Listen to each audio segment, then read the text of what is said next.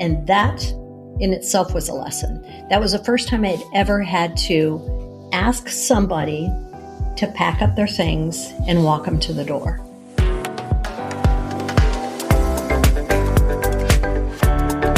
Welcome to the Business and Pleasure of Flowers. We're your hosts, Vonda Lefevre and Lori Wilson, and we believe that business and fun are a perfect combination. Kind of like us, Vonda.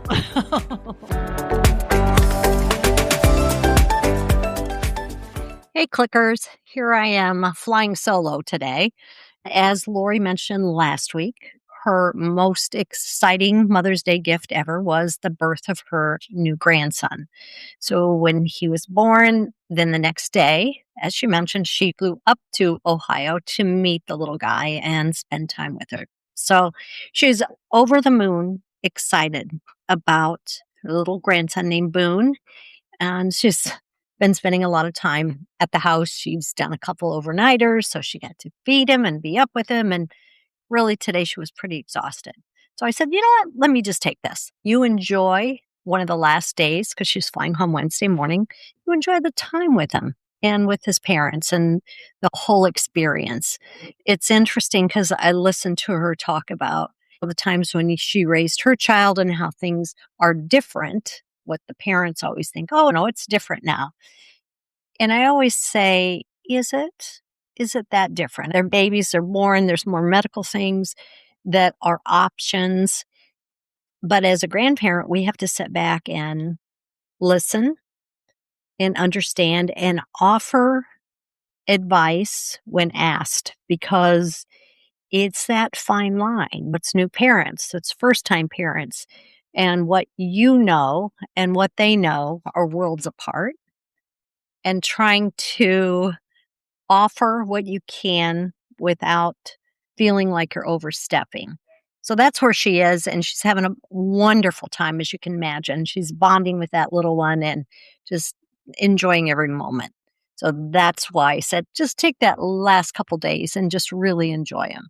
So I'm trying to get her not to work too much, but you know how Lori is. She's all in, and that's what we love about her. So I'm on the pod by myself. And what I wanted to share today is it all started this weekend when I was doing yard work. Right? Those times you go to pick up some plants, you're like, oh, I need a couple plants for here. And then you're like, oh, well, I'm here. Oh my gosh, this is so beautiful. I probably need this. I need this. And I walked away with maybe 20 plants, which I didn't need nearly that many. But that gave me my weekend project hands down. And as I'm starting to work in the yard, I have this cute little cart that's heavy duty, and it's from my neighbor, Ed. And Ed is my neighbor who lived here when I moved in. It's been about 10 years in this location. And Ed was an older gentleman. He'd lived in the neighborhood forever by himself. He'd lost his wife previously. Single guy, late 80s, just really admirable.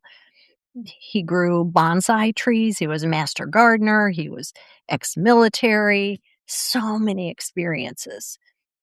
But as I'm starting to plant my mini plants and dig up the soil and take out the weeds and the whole thing, I recall how much I learned from him. I did gardening when I was in the North, but that's so much different than in Florida. What to expect in Florida is different than growing things in the Midwest.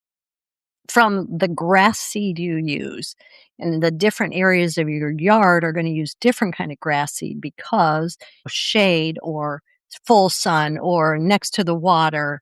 And those things that, boy, there's so much to know. And so I just was recalling, why did we do that? Oh, yeah, Ed suggested that. Oh, why did we do that? Oh, Ed suggested that.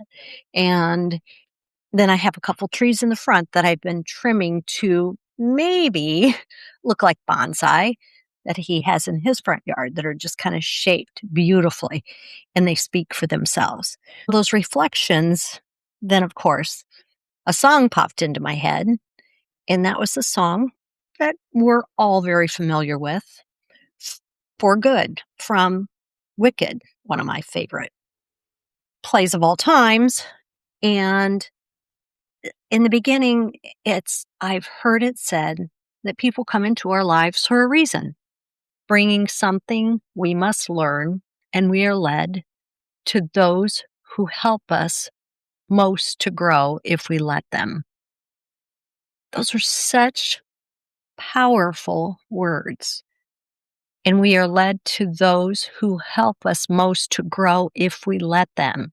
And we help them in return. And I think on this one, I just think of Ed. I truly do, because I was led to him, right? And I learned from him this weekend. So I'm out there working the yard, and then I have friends over and we're having these conversations, and things are coming up like, oh, they've had such a hard life. Oh, gosh, you don't realize how hard of a life they've had. They lost a child. They've lost a spouse. They've lost a brother. And then somebody goes, yeah, oh, gosh, they lost both of their parents and now they've lost their spouse. Oh my gosh, this person lost their job. Oh, in the past, they lost a business. They had a business and then they changed jobs. And all of this keeps coming back to this conversation. Oh, they've had such a hard life. Lori will tell me that I don't have a lot of empathy. But in my mind, I'm going, gosh, I have empathy. I truly do. And this might sound a little callous, but hear me out. And Lori, sorry, I know you're in my head right now. Each and every difficulty, the loss, the challenge that they're experiencing, that they're telling me they had such a hard life, it makes us who we are. It forms us to who we are today. I know every one of you on the call have had experiences that you're like, oh my God, that was so hard.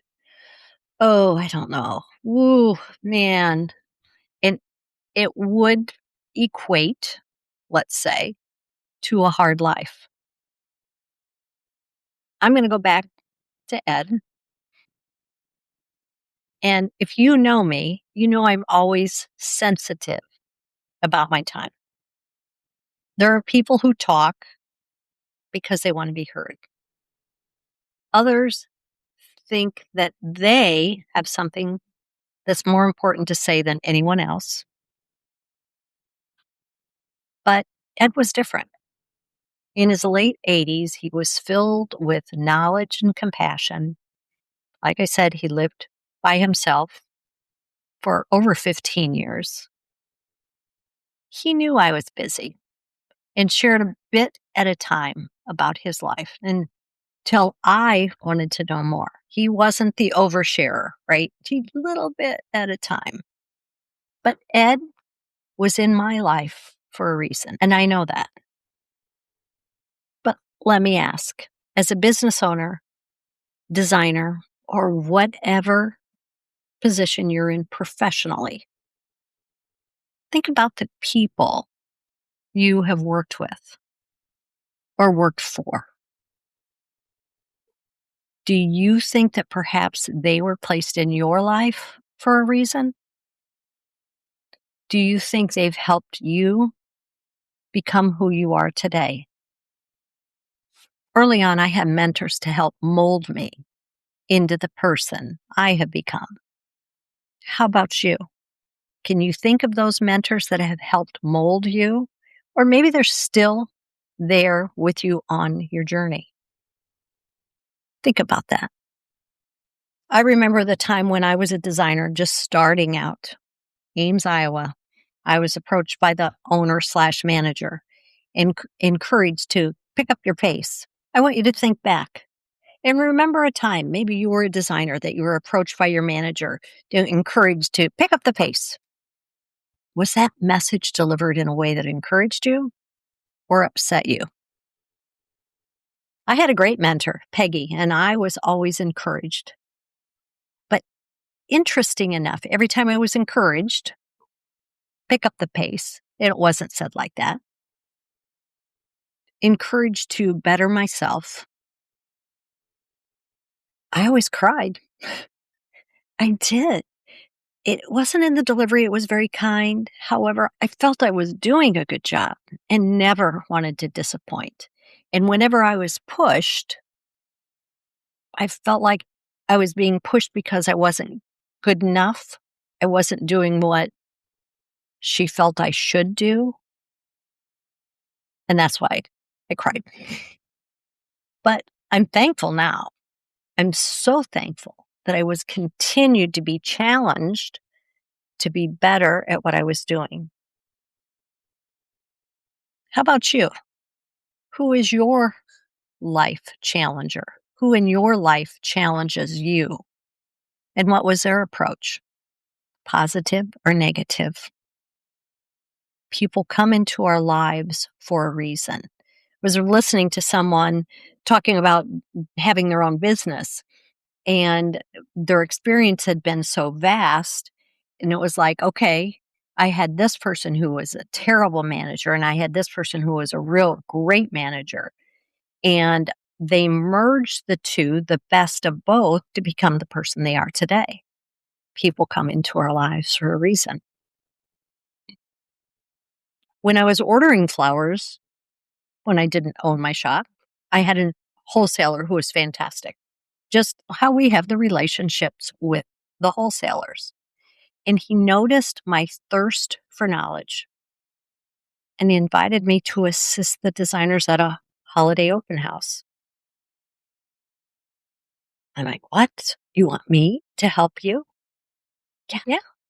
Jim at Florist Distributing in Des Moines, Iowa. Won't forget it. And then I did it. And then he's, why don't you come back and help again and again? And always encouraged. It was free help for them, right? But he could have asked anybody. And he asked me. And those designers encouraged me to get a certification, which then was my road to AIFD. AIFD was a real learning opportunity for me to achieve that accreditation. It's where I've met some of my best and closest friends. And as most of it's a journey I'm still on. Kearney Burchard was the membership chair at the time. And he said, this is your license to learn. Yeah. I want to say I'm so proud to be accredited member of AIFD. Now, each designer has a different perspective on certification and accreditation. I get that in this day and age. I want to say I'm not being disrespectful to the really good designers who are out there and that are not accredited, but it's not about the letters. It's about the standard. AIFD is a high standard in professional floral design. Okay, enough said. To those who help us most to grow, if we let them, and we help them in return. That's why I give back to the industry. That's why you give back to the industry and encourage and mentor others. That song, to me, as you can see, speaks volumes, and I hope that it does you too, that you can see why. Why? Some people you can honestly wonder, why were they in my life? Why were they in your life? Did they add something that you needed to know? I reflect back to the days of owning a flower shop. For almost 20 years of my life, I had employees, drivers, designers, and customers. Why were they in my life? I had a good designer who was a friend. A daughter worked there. Then her mother came and volunteered time.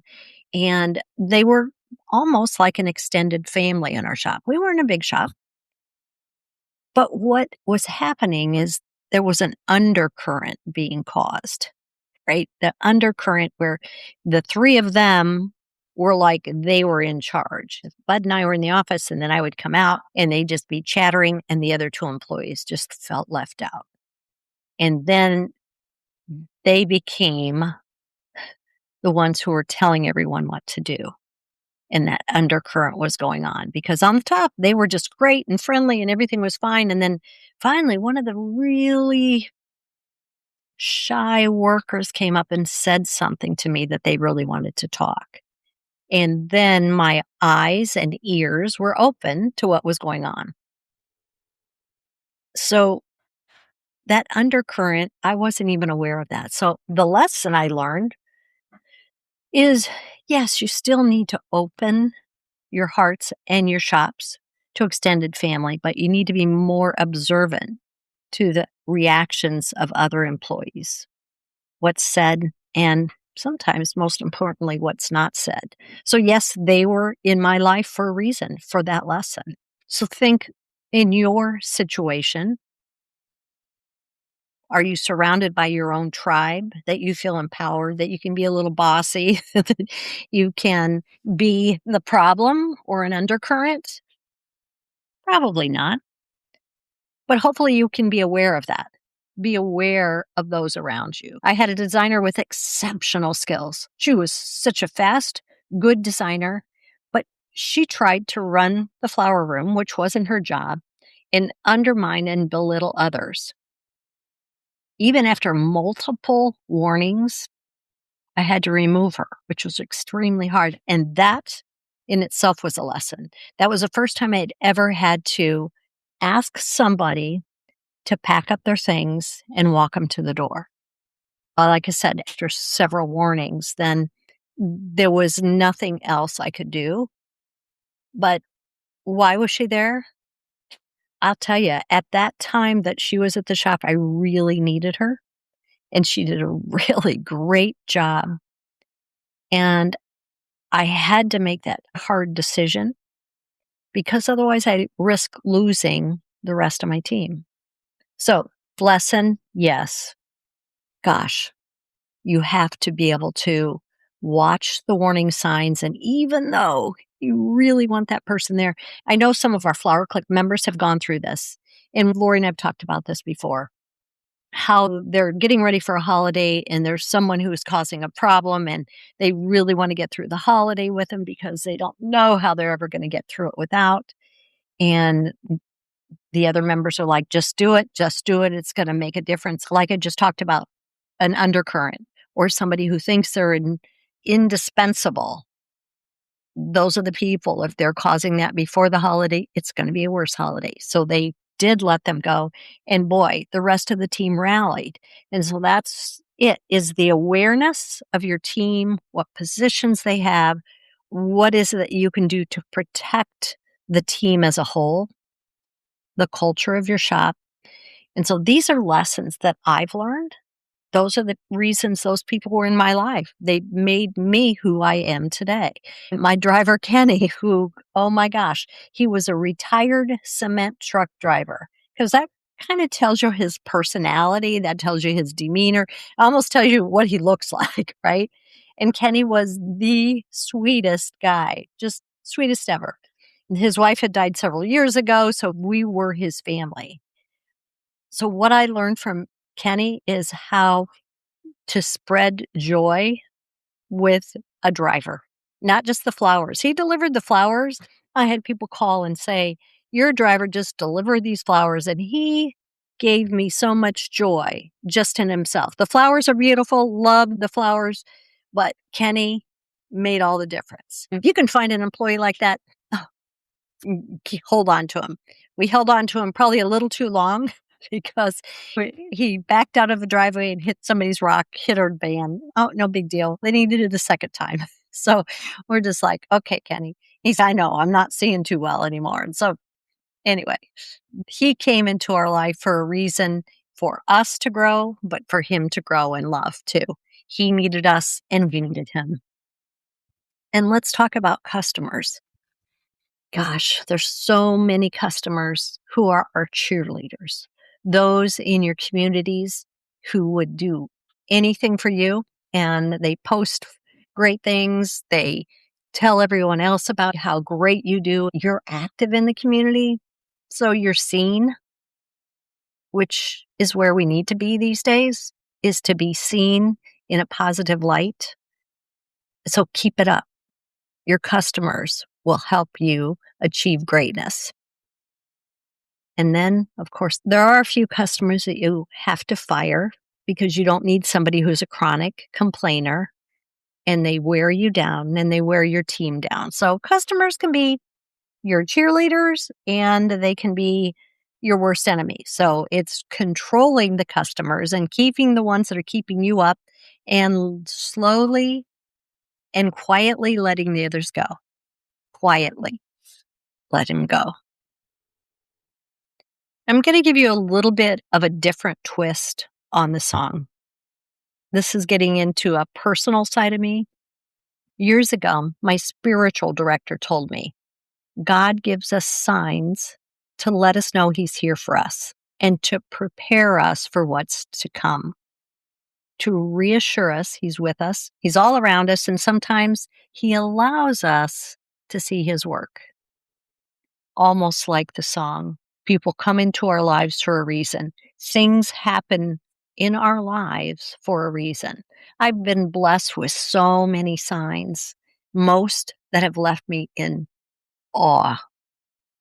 Most of these involve people who had little to do with my life. The lesson, time and time again, is to listen to the whisper and watch with wonder. I will say there are very few people I know or know of that haven't had something in their life be hard. Life can be hard. Life overall is a lesson.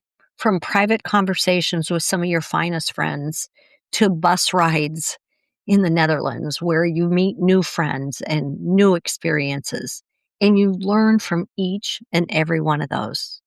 It makes us who we are today. I challenge you to think of the times that the unexpected happened. It might have just happened over the holidays with all of the tension and the stress being high. Maybe somebody walked off the job. You had to let somebody go. A customer celebrated you, mentioned it was the most beautiful flowers they've ever received. A prom gal was elated with her flowers. And then you were able to create that last tribute of a dear friend. All of those things, good and bad, have helped shape you. The situations you handled over the last few years have prepped you for decisions you're making today. Or maybe you're handling situations today that'll make you stronger for what's ahead. I've heard it said that people come into our lives for a reason, bringing something we must learn, and we are led to those who help us most to grow if we let them, and we help them in return. And it's true because I know many of you, and you have touched my life, and I have grown. And for those I don't know, I hope I get the opportunity. Speaking of grow, next week we'll have the opportunity to listen to Lori and the excitement of that little one and how much he has grown. Until next week. Thank you so much for listening to our podcast. We hope you enjoyed spending time with us because we enjoy spending time with you. If you did, make sure you hit that subscribe button or add the Business and Pleasure of Flowers to your Google morning routine or your flash briefing on Alexa. We look forward to seeing you next week. So please come back and join us and discover how a bit of knowledge and one small change in your mindset can take you to new levels in your life and business.